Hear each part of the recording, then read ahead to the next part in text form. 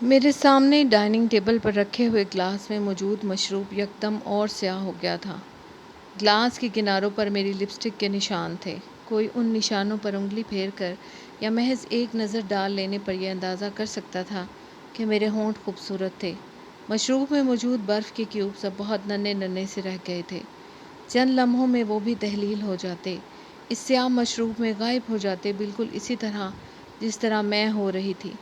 ابھی اسی وقت میرے بائیں طرف ٹیبل کے سرے پر بیٹھا قہقہے لگانے والا مرد میرا شوہر تھا، اور وہ تھا جسے میں نے دنیا میں سب سے زیادہ چاہا تھا۔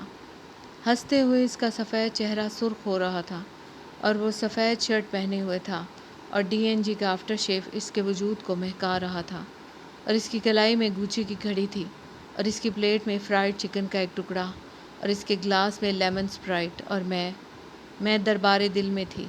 کسی نے میری آنکھوں سے پٹی اتار دی تھی۔ مجھے ٹھیک طرح سے دیکھنے کے لیے آنکھیں چپکنا بھی نہیں پڑا۔ سب کچھ نظر آ رہا تھا، صاف نظر آ رہا تھا، مگر میری بینائی کو واپس آنے میں بہت دیر لگ گئی تھی۔ اتنی دیر کہ اب سامنے نظر آنے والے منظر پر مجھے یقین نہیں آ رہا تھا۔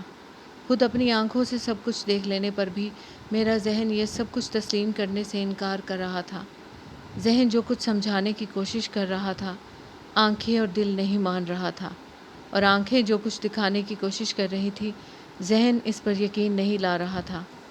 مجھے اپنا وجود یکدم برف کا بت بنتا ہوا محسوس ہوا تھا، یا پھر کانچ کا مجسمہ جو انگلی کی ہلکی سی ضرب سے ٹکڑے ٹکڑے ہو جاتا، یوں ڈھہ جاتا جیسے وہ کبھی تھا ہی نہیں۔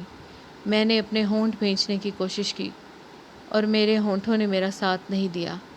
مہر سمیع کا اپنا جسم اس کو اون کرنے سے انکار کر رہا تھا۔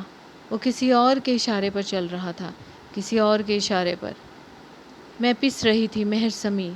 میرا ذہن سب کچھ تسلیم کرنے کی سعی میں مصروف تھا، اور مراد وہ ہنس رہا تھا۔ میرا شوہر، وہ شخص جسے میں نے سب سے بڑھ کر چاہا تھا، وہ ہنس رہا تھا۔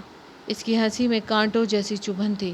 وہ مجھ پر ہنس رہا تھا، اور پھر میں نے اپنے ہاتھ میں پکڑے چھری اور کانٹے کو بھی یکدم ہنستے دیکھا۔ پھر ٹیبل پر میرے سامنے پڑی میری ڈنر پلیٹ، میرا گلاس، باری باری سب ہنسنے لگے، اور پھر میری میز پر پڑی ہر شے، ہر چیز، ڈشز، پلیٹیں، چمچ، کانٹے، گلاسز، سب اس کورس میں شامل ہو گئے۔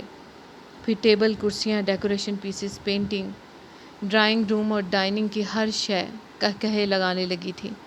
ان سب کی نظریں مجھ پر تھیں، اور ان سب کی انگلیاں بھی مجھے پر اٹھی ہوئی تھیں۔ وہاں کمرے میں موجود ہر شے کا جیسے ایک چہرہ اگ آیا تھا، اور ہر چہرے کی نظریں مجھ پر تھیں، اور میں انہیں دیکھ نہیں پا رہی تھی۔ میرے ہاتھ سے کانٹا پلیٹ میں گرا۔ مراد نے مجھے چونک کر دیکھا۔ کیا ہوا؟ تم نے کھانا کیوں چھوڑ دیا؟ مراد نے مجھ سے پوچھا۔ اس کے لہجے میں تشویش تھی، اور انسان شر کو اس طرح مانگتا ہے جس طرح خیر کو۔ بے شک انسان بڑا ہی جلد باز واقع ہوا ہے۔ بھابھی، کیا ہوا؟ یہ مونس تھا، میرے شوہر کا بہترین دوست۔ آپ کی طبیعت تو ٹھیک ہے؟ وہ بھی مراد کے تشویش میں شامل تھا۔ میں نے اس کے چہرے کو دیکھا، اس کے نام کو دل میں دہرایا۔ مونس، مومی بے یقینی تھی کہ بھنور کی طرح مجھے اپنے حصار میں لیے ہوئے تھی، اور میں بے بسی سے اس کی گرفت سے اپنے آپ کو چھڑانے کی کوشش کر رہی تھی۔ میں نے سانس لینے کی کوشش کی۔ میں نے آوازوں کی بازگشت سے فرار ہونے کے لیے کوشش کی۔ کیا بات ہے مہر؟ وہ پھر مراد تھا۔ اس نے میرے ہاتھ پر ہاتھ رکھا تھا، مگر میرے ہاتھ نے اس کا ہاتھ کا لمس محسوس نہیں کیا۔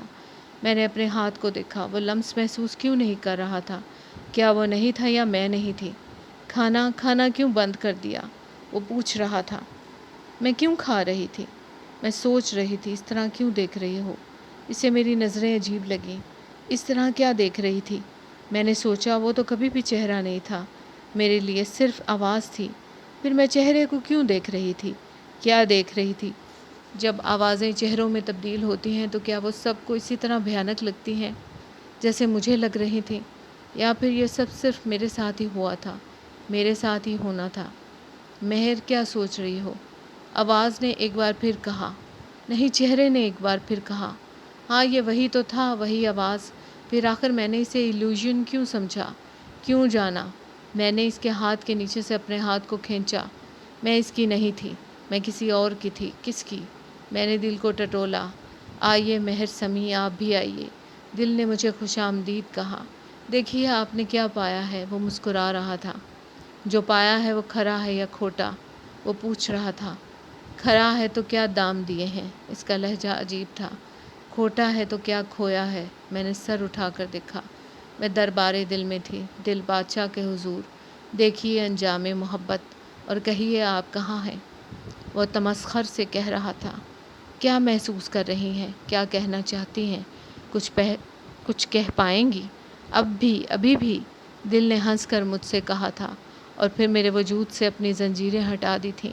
میں دل کی گرفت سے آزاد ہو گئی تھی۔ اتنے سالوں میں پہلی بار بوجھ ہٹا تھا یا بوجھ بڑھا تھا۔